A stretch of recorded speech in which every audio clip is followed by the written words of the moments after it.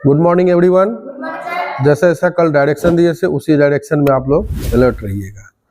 तो MJC 2 semester 2 में unit first में कल हम लोग कुछ क्वेश्चन में चर्चा लिए थे और उसी क्वेश्चन से मिलता जुलता है सामाजिक मनोविज्ञान के क्षेत्र की विवेचना। लिखिए आप लोग, सामाजिक मनोविज्ञान के क्षेत्र की विवेचना। लिख लिए?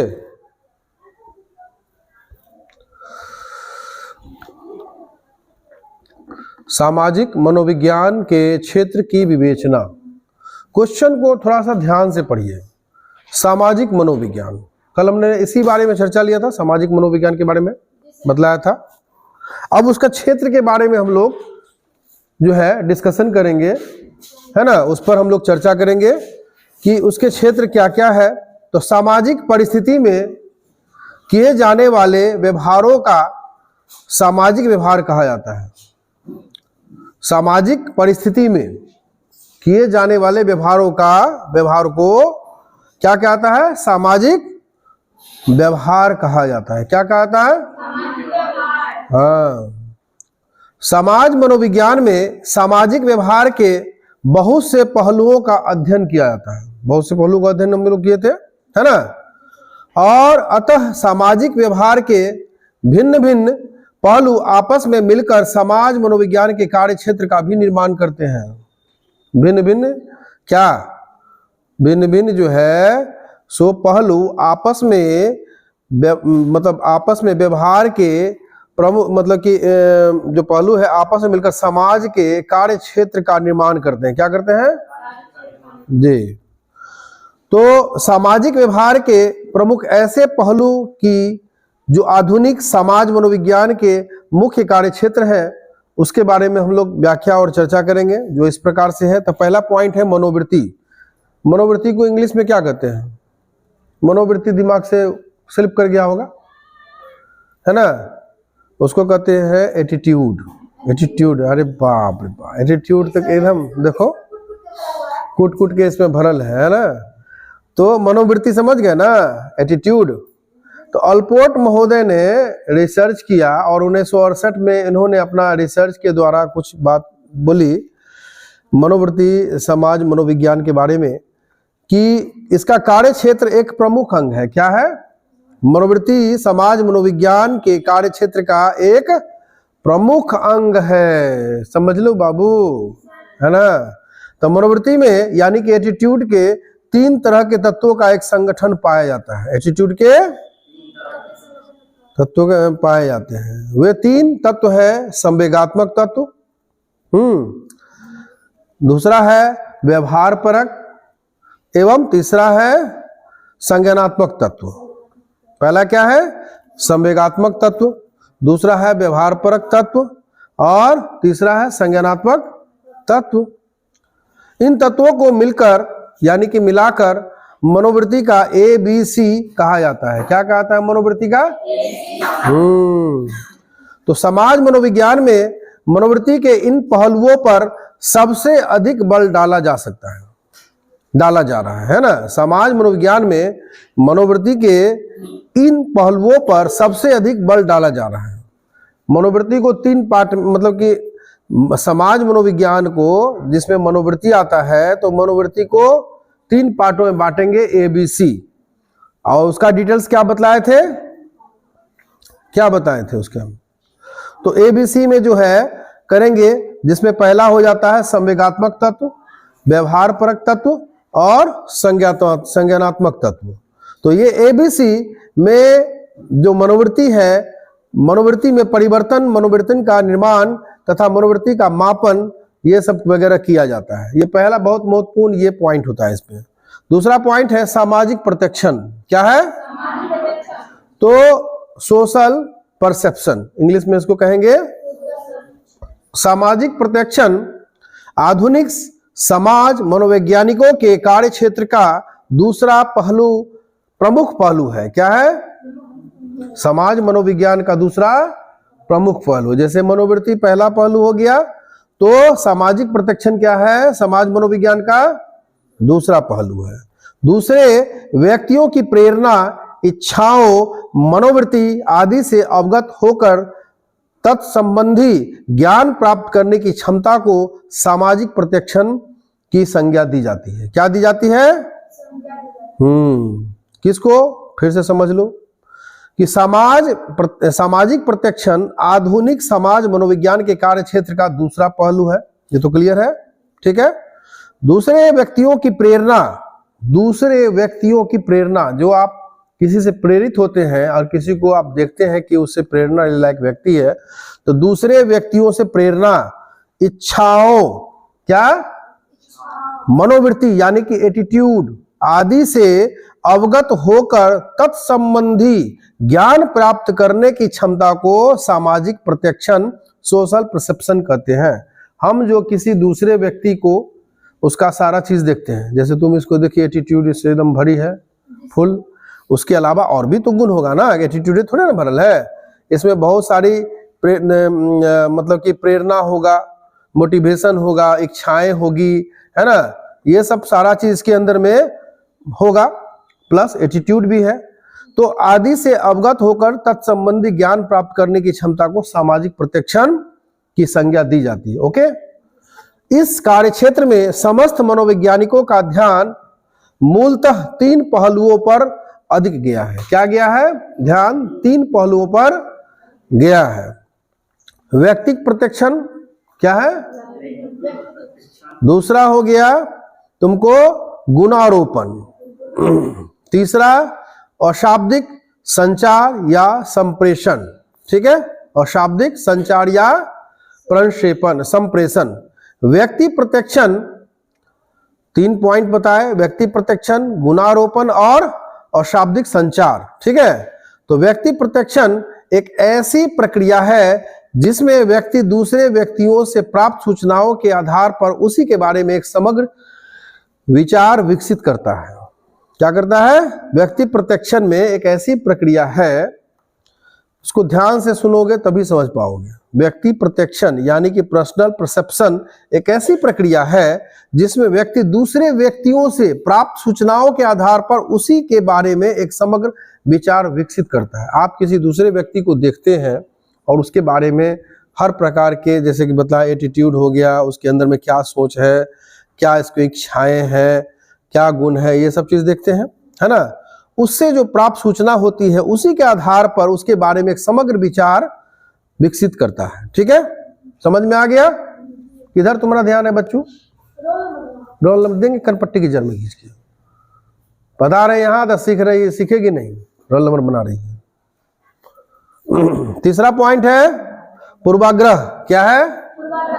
पूर्वाग्रह तथा विभेद, है ना। पूर्वाग्रह एवं विभेद यानी कि उसमें आधुनिक समाज मनोवैज्ञानिकों का एक महत्वपूर्ण कार्य क्षेत्र बन गया है। क्या है? आधुनिक जो है महत्वपूर्ण कार्य क्षेत्र बन गया है। पूर्वाग्रह एक ऐसी मनोवृत्ति है यानी कि एटीट्यूड है जो किसी वस्तु या व्यक्ति के प्रति प्रतिकूल या अनुकूल विचारों पर आधारित होता है। क्या होता है? पर आधारित होता है। अब है कि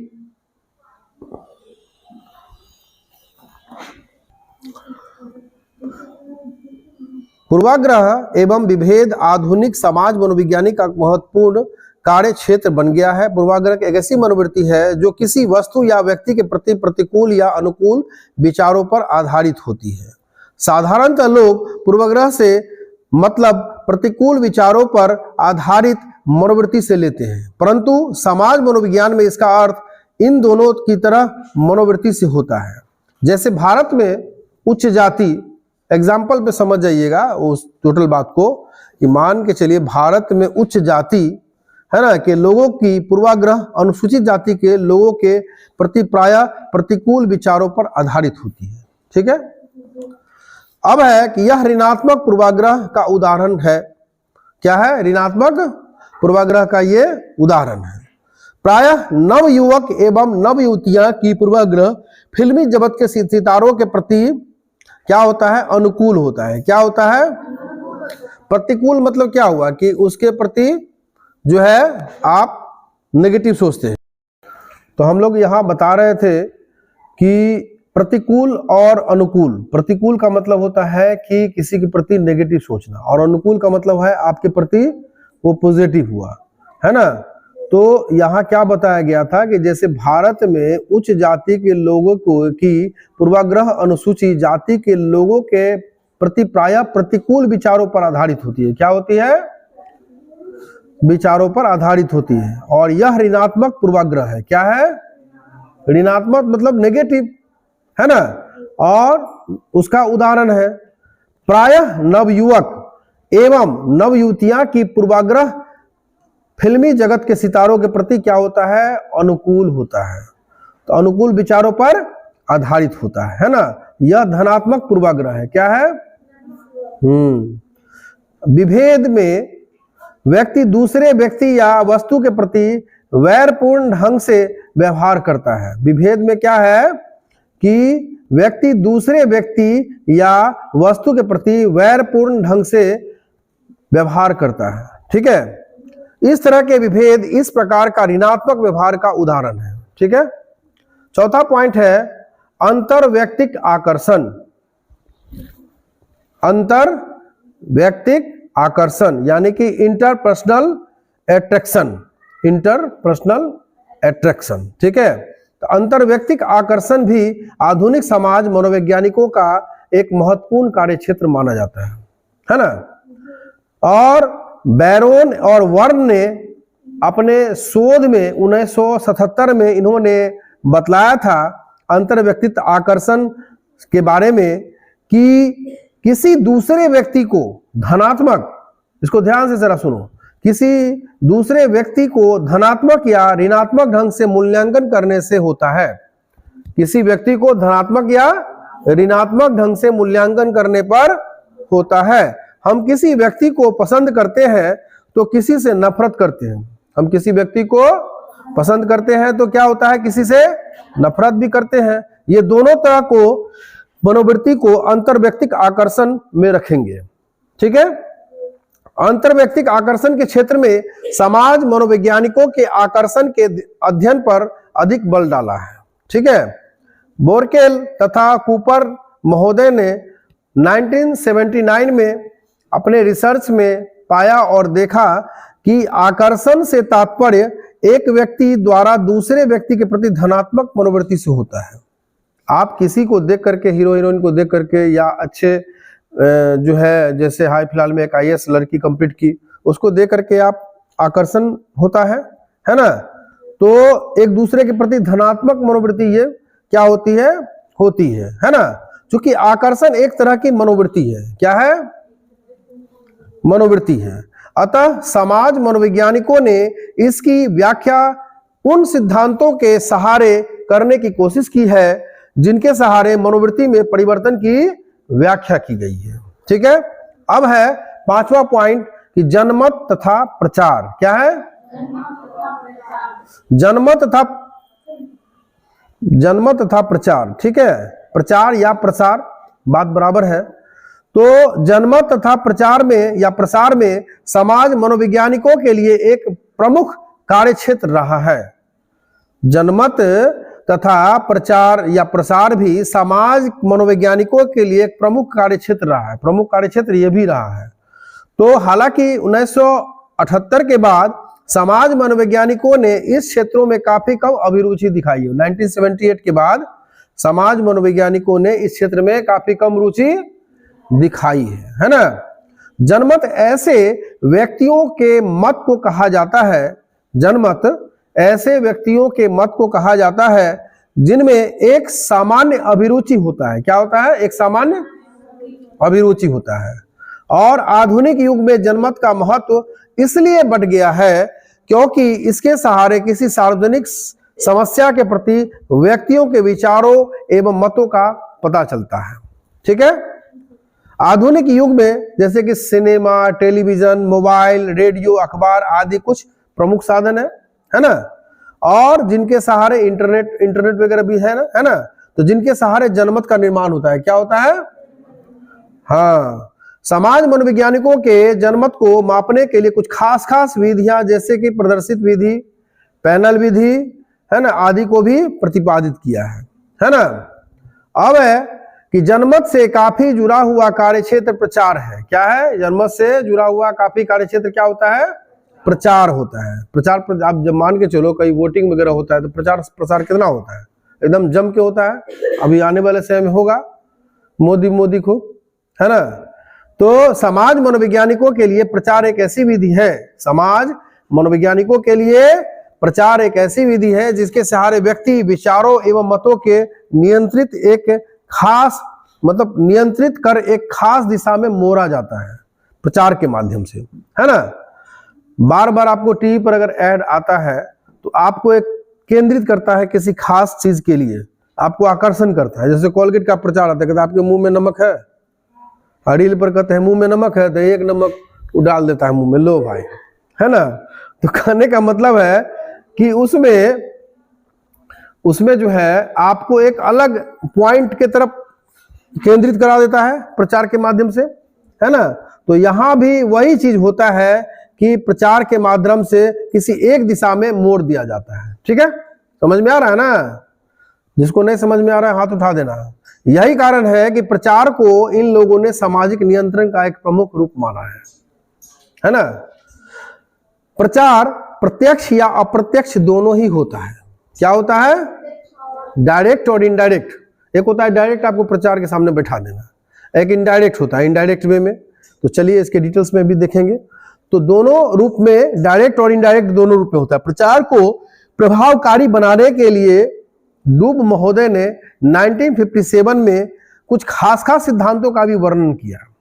ठीक है, इसके अलावा कुछ ऐसी प्रविधियां भी हैं जिनके सहारे प्रचार को प्रभावकारी बनाया गया है। छठा पॉइंट है, वो सब डिटेल्स बाद में पढ़ेंगे, और जब आप बड़े लेवल पे पढ़ाई करेंगे, पीजी लेवल पे, तो इस सब पे और भी पढ़ाई होगी। अब है नेतृत्व। क्या है? इसको अंग्रेजी में क्या कहते हैं? लीडरशिप कहते हैं ना। तो प्रारंभिक समाज मनोवैज्ञानिकों तथा आधुनिक समाज मनोवैज्ञानिकों ने नेतृत्व जैसे कार्यक्षेत्र में काफी अभिरुचि दिखलाई है। ठीक है, क्या दिखाई है? प्रारंभिक समाज मनोवैज्ञानिकों तथा आधुनिक समाज मनोवैज्ञानिकों ने नेतृत्व जैसे कार्यक्षेत्र में काफी अभिरुचि दिखाई है। क्लियर है? नेतृत्व एक ऐसी प्रक्रिया है जिसमें किसी संगठित समूह की क्रियाओं को किसी निश्चित लक्ष्य की प्राप्ति की दिशा में उन्मुख कराया जाता है। ठीक है, जिस व्यक्ति का प्रभाव समूह की इन क्रियाओं पर सबसे अधिक होता है उसे नेता माना जाता है। ठीक है, समाज मनोवैज्ञानिकों ने नेता के कई प्रकार बतलाए हैं। समाज मनोवैज्ञानिकों ने क्या बतलाए हैं? नेता के कई प्रकार बतलाए हैं, जिसमें सत्तावादी नेता, प्रजातांत्रिक नेता अधिक लोकप्रिय प्रकार है। सामाजिक, अब है सामाजिक प्रभाव, सोशल इन्फ्लुएंस। सामाजिक प्रभाव भी महत्वपूर्ण कार्यक्षेत्र में से एक है। क्या है? सामाजिक प्रभाव भी महत्वपूर्ण कार्यक्षेत्र में से एक है। यह एक ऐसी प्रक्रिया है जिसमें किसी एक व्यक्ति के व्यवहारों, भावनाओं एवं मनोवृत्तियों में परिवर्तन दूसरे व्यक्तियों द्वारा कुछ कहने या करने के फलस्वरूप होता है। फिर से एक बार पढ़ते हैं, ठीक है, आप समझिएगा इस चीज को। सामाजिक प्रभाव, सोशल इन्फ्लुएंस, है ना। तो सामाजिक प्रभाव भी महत्वपूर्ण कार्यक्षेत्र में से एक है। बेस्ट पार्ट ये भी है, यह एक ऐसी प्रक्रिया है जिसमें किसी व्यक्ति के व्यवहारों, भावनाओं और मनोवृत्तियों में परिवर्तन दूसरे व्यक्तियों द्वारा कुछ कहने या करने के फलस्वरूप होता है। कोई व्यक्ति अगर कुछ बोलता है, उससे आपके अंदर में या किसी और के अंदर में परिवर्तन हो जाता है, तो उसी को सामाजिक प्रभाव की संज्ञा दी गई है। ठीक है, तो सामाजिक प्रभाव स्पष्ट या छिपा हुआ, चेतन या अचेतन तथा औपचारिक या अनौपचारिक कुछ भी हो सकता है। प्रभाव क्या होता है? सामाजिक प्रभाव क्या होता है? छिपा हुआ, चेतन या अचेतन। चेतन हो गया कि आप लाइव कोई भी चीज काम करते हैं, और निद्रावस्था में या जाने अनजाने में कोई काम जब हो जाता है उसको अचेतन में कहते हैं, है ना।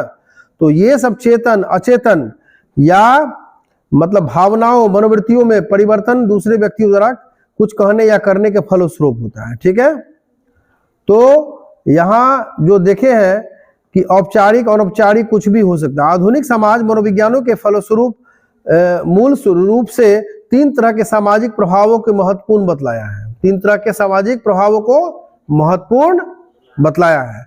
पहला है समरूपता, दूसरा है आज्ञाकारिता, ठीक है, तीसरा है अनुपालन। पहला समरूपता, अनुपालन और आज्ञाकारिता। समरूपता में सामाजिक प्रभाव प्रत्यक्ष होता है। क्या होता है? समरूपता में सामाजिक प्रभाव प्रत्यक्ष रूप में होता है। ठीक है, यहां किसी भी व्यक्ति का व्यवहार सामाजिक मानकों द्वारा सीधे प्रभावित होता है। यहां किसी भी व्यक्ति का व्यवहार सामाजिक मानकों द्वारा क्या होता है? सीधे प्रभावित होता है ना। 8वां पॉइंट है परोपकारिता, आक्रमणशीलता, सहयोग एवं प्रतिद्वंदिता। क्या है? परोपकारिता। परोपकारिता मतलब क्या होता है? किसी को मदद करना, है ना। आक्रमणशीलता, किसी को मारना पीटना हर्ट करना, है ना। सहयोग, किसी को सहयोग करना। प्रतिद्वंदिता, आपस में कंपटीशन। ठीक है, तो आधुनिक समाज मनोवैज्ञानिकों के लिए परोपकारिता, आक्रमणशीलता, सहयोग, प्रतिद्वंदिता प्रमुख कार्यक्षेत्र बन गया है। ठीक है, परोपकारिता एक ऐसा सामाजिक व्यवहार है जिसमें एक व्यक्ति दूसरे व्यक्ति की सहायता बिना किसी प्रकार के लाभ की उम्मीद से ही करता है। ठीक है, केली तथा बन मनोवैज्ञानिकों ने अपने रिसर्च में पाया 1976 में कि अध्ययन के अनुसार उन्होंने देखा कि परोपकारिता का गुण वैसे तो व्यक्तियों में अधिक पाया जाता है, परोपकारिता की भावना ज्यादातर लोगों में अधिक पाया जाता है। ठीक है, जिन्हें बचपन से इस ढंग के व्यवहार करने के लिए प्रेरित किया गया है। ठीक है, अब है 9वां पॉइंट अफवाह। क्या है? उसको रूमर भी कहते हैं, कहते बहुत रूमर उड़ गया है ना। अफवाह के बारे में देखते हैं ना, गलत कोई संदेश भेज देता है, कोई हीरो हीरोइन के बारे में, कोई किसी के बारे में पता चला कि इंटरनेट पे फैल गया है कि वो मर गया है, हार्ट अटैक आ गया, पता चला वो जिंदे है ना, तो उसको कहते हैं रूमर। क्या कहते हैं? तो अफवाह या जनप्रवाद किसी व्यक्ति या घटना के बारे में अप्रमाणित कहानी है। क्या है? अप्रमाणित कहानी है, उसके बारे में अप्रमाणित कहानी है, जिसके कारण हम लोग कंफ्यूज हो जाते हैं। क्या हो जाते हैं? और सही मान लेते कि सही में ही घटना घट गया, लेकिन बाद में बताते तो कुछ नहीं था, है ना। तो अप्रमाणित कहानी होता है कोई भी अफवाह। यह एक ऐसी कार्य क्षेत्र है जिसमें आधुनिक समाज मनोवैज्ञानिकों की रुचि प्रारंभिक समाज मनोवैज्ञानिकों की रुचि की अपेक्षा थोड़ा कम होता है। ठीक है, इस क्षेत्र में अल्पोर्ट द्वारा पोस्टमैन 1947 द्वारा महत्वपूर्ण कार्य किए गए हैं। इन लोगों ने अफवाह के स्वरूप की व्याख्या करते हुए कहा है कि अफवाह का होना 2 बातों पर निर्भर करता है। अफवाह का होना किस बातों पर करता है? 2 बातों पर। ठीक है, 2 बातों पर निर्भर करता है। पहला है परिस्थिति में अस्पष्टता। क्या है पहला? परिस्थिति में अस्पष्टता, परिस्थिति में अस्पष्टता मतलब क्लियर नहीं हो रहा है। दूसरा है परिस्थिति में महत्ता, किसी चीज को आप महत्व कितना देते हैं, है ना। तो यही दोनों चीज मेन इंपॉर्टेंट होता है। 10वां पॉइंट है समूह प्रभाव। क्या है? Group influence. आधुनिक समाज मनोवैज्ञानिक समूह प्रभाव के क्षेत्र में काफी सक्रिय है। समूह प्रभाव के में काफी सक्रिय है। समूह प्रभाव से तात्पर्य भिन्न भिन्न प्रकार के समूहों द्वारा व्यक्तियों पर पड़ने वाले प्रभावों से होता है। इन लोगों ने इस तरह के समूह प्रभाव को 7 भागों में बांटकर अध्ययन करने की कोशिश की है। कितने भागों में? 7 भागों में। पहला है सामाजिक सरलीकरण, भीड़भाड़, सामाजिक स्वेच्छाचारिता, स्पष्ट अव्यवस्थीकरण, समूह ध्रुवन, समूह चिंतन, अल्पसंख्यक प्रभाव। इनमें से प्रत्येक क्षेत्र में समाज मनोवैज्ञानिकों द्वारा अनेकानेक प्रयोग किए जा सकते हैं और उसके आधार पर वे लोग समूह प्रभाव के बारे में महत्वपूर्ण सामान्यीकरण भी करते हैं। इस तरह से हम देखते हैं कि